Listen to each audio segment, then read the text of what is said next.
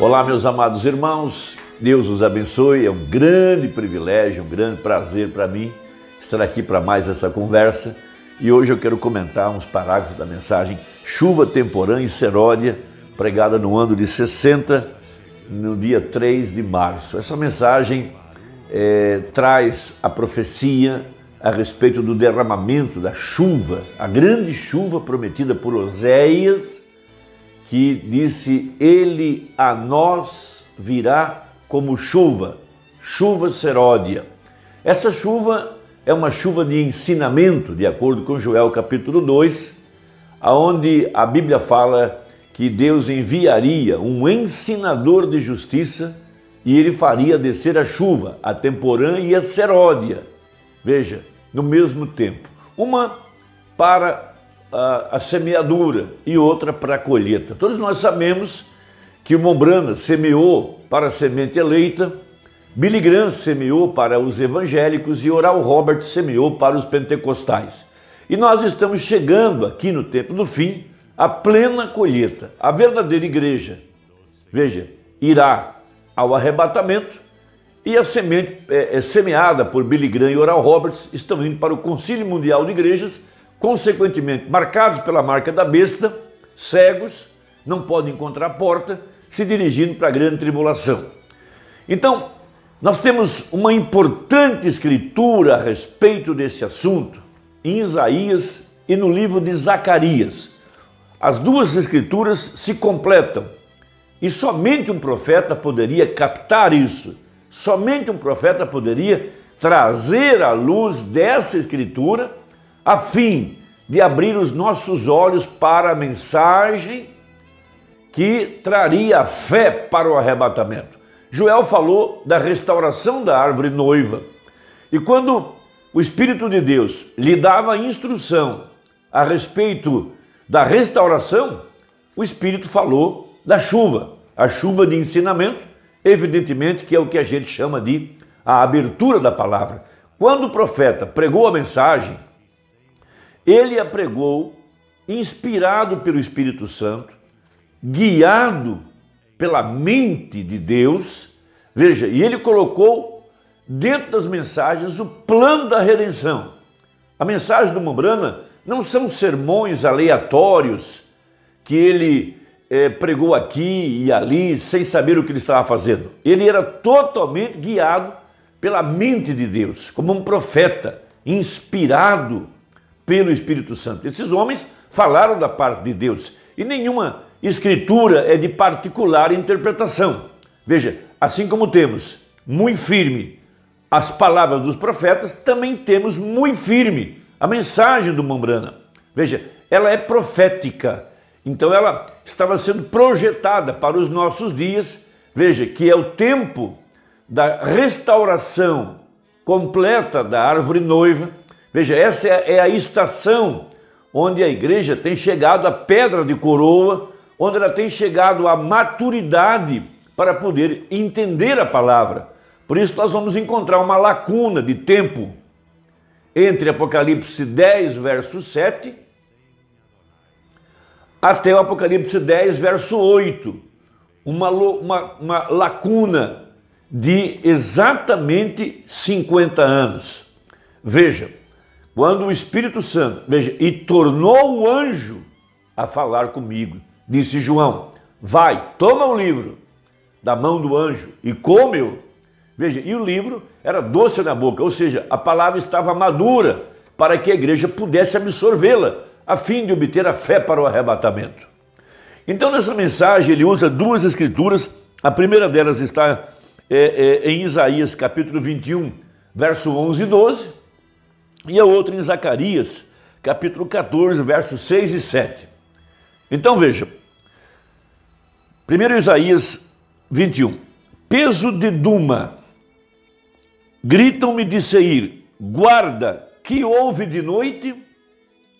Guarda, que houve à noite? Então veja, um profeta, ele é colocado como guarda, como vigia para o povo de Deus. Veja, e dentro desse profeta, olhando através dos olhos do profeta, está o guarda de Israel, o Espírito Santo. E ele arma uma torre de controle, veja, dentro desse profeta, para trazer o aviso, veja, para trazer a igreja ao despertamento. Porque a Bíblia fala, certamente o Senhor Jeová não fará coisa alguma sem revelar o seu segredo aos seus servos, os profetas. Esse é Amós 3:7. E Malaquias capítulo 4, versos 5 e 6, que diz que antes do grande e terrível dia do Senhor, Deus enviaria o profeta Elias. Elias está representando a igreja que estará viva para a hora do arrebatamento. Porque Elias representa os crentes que não morreram e foram arrebatados. Então, a verdadeira igreja desse tempo do fim, que está de pé, ela não passará pela grande tribulação para posteriormente ressuscitar e subir no arrebatamento. Não, o arrebatamento acontece agora, antes do período da grande tribulação. Veja, a exemplo de José, que quando ele foi revelar-se aos seus irmãos, ele mandou a sua esposa ao palácio com as crianças e depois ele ficou sozinho para revelar-se aos seus irmãos, um tipo de Jesus Cristo, mandando a igreja para casa, ficando só para revelar-se aos judeus. Então veja, e disse o guarda, veja, o guarda de Israel, veja, vem amanhã e também à noite. Que coisa! Veja, se quereis perguntar, perguntai, voltai, vinde. Então veja, ele falou que amanhã e a noite vinham juntas. Que coisa estranha. Mas, quando você lê Zacarias, capítulo 14, versos 6 e 7, você vai entender que momentos antes do amanhecer, veja, fica mais escuro. Então veja, e acontecerá naquele dia que não haverá preciosa luz, nem espessa escuridão, nem dia nem noite. Veja, mas será um dia conhecido do Senhor, nem dia nem noite será. Aí ele separa a sentença e diz, e acontecerá que no tempo da tarde haverá luz. Então, referindo-se a essa chuva seródia e temporã, nessa mensagem, essa chuva de ensinamento, ele fala da hora em que nós estamos vivendo, terremotos, vulcões, tempestades, pandemias, crise econômica, crise moral. Veja, a igreja toda está podre, a terra está gemendo, tudo está entrando em colapso. E nós estamos vivendo bem em meio às pragas de Apocalipse, de acordo com a profecia. Pestes, veja, plural, gripe espanhola, gripe suína, a AIDS que afetou uma certa classe da população, e agora a pandemia, o Covid-19, e a gente não sabe o que vem pela frente. O que a gente sabe é que logo teríamos que enfrentar uma crise violenta de alimento, veja, a fome sendo chamada através das pragas que estão acontecendo, da seca, das tempestades, do granizo e da escassez de insumos para a agricultura, faltando os materiais químicos por conta de um terrorismo político entre os países que produzem os insumos em relação àqueles que produzem um alimento.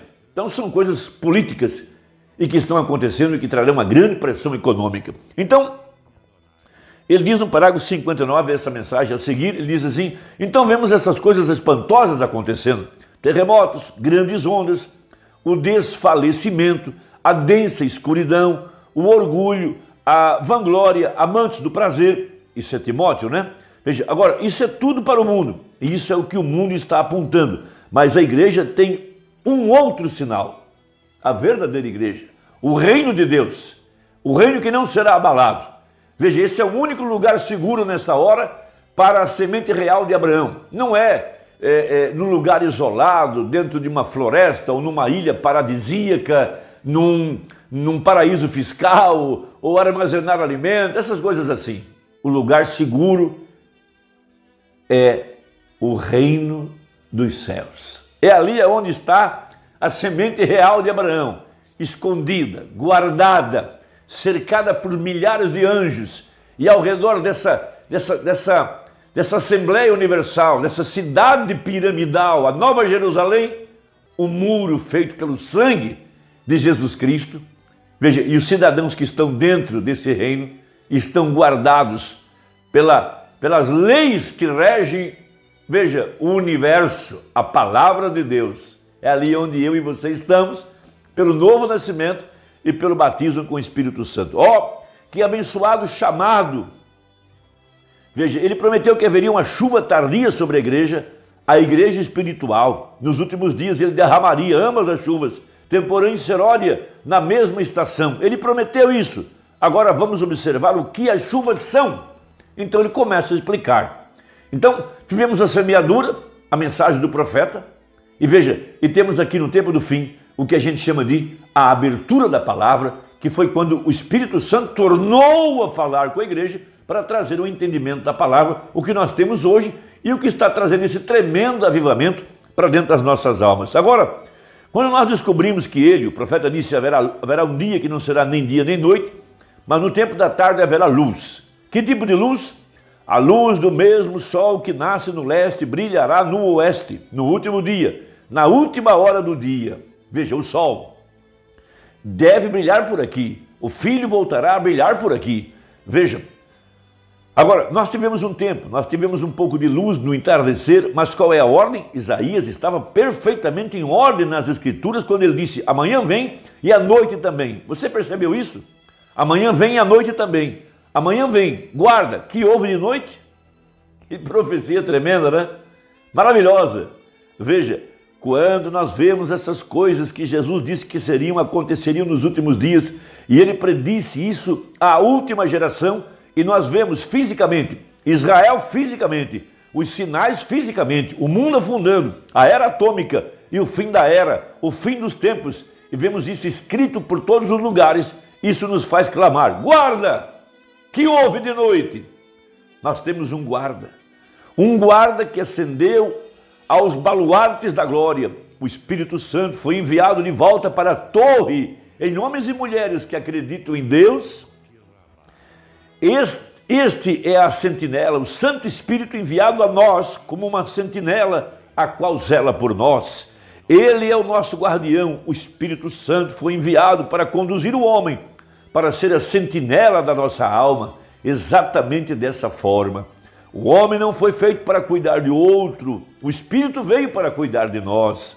E ele é o nosso tutor, nosso mestre, nosso guia interior. O Espírito Santo é para ensinar. Então nós clamamos ao Espírito Santo, olhando essas coisas, guarda que houve de noite, tal como ele disse, amanhã vem, e à noite também. O que é isso? Veja como isso acontece agora. Então ele começa a pregar a respeito dos dias de Ló, dos dias de Abraão, falando a respeito do ensinamento, da palavra sendo revelada, da palavra sendo aberta, o Filho do Homem aqui no tempo do fim. Irmão, essa é a mensagem do profeta, essa chuva é esse ensinamento que vem através da mensagem, que Deus possa te abençoar. Espero que a conversa de hoje tenha ajudado. Até a próxima, se Deus quiser, em nome de Jesus. Amém.